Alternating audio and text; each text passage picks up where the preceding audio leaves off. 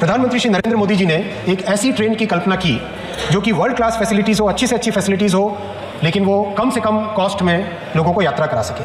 Amrit Bharat train पिछले जनवरी में, कुछ महीनों पहले जनवरी में इस ट्रेन का जब प्रोडक्शन कंप्लीट हुआ, टेस्टिंग कंप्लीट हुई, उसके बाद में 2 अमृत भारत ट्रेन इनॉग्रेशन हुई है माननीय प्रधानमंत्री जी के हाथों से। अयोध्या जी धाम पर हम लोग प्रेजेंट थे सबके सब। अयोध्या जी धाम से ये दोनों ट्रेन चली। पहली ट्रेन चली मालदा से बेंगलुरु के लिए और दूसरी ट्रेन चली दरभंगा से दिल्ली के लिए। माननीय अध्यक्ष जी, मैं बहुत हर्ष के साथ आपके सामने विषय रखना चाहूँगा कि ये दोनों ट्रेन्स, जिसमें 22 कोच में से आधे स्लीपर हैं और आधे जनरल कैटेगरी के कोचेज़ हैं, जनरल कोच हैं, इन दोनों ट्रेन्स में जो फैसिलिटीज़ हैं वो हर तरह से पिछली जितने भी सरकारों का आप हिसाब देख लें उन सब से कई गुने बेटर है।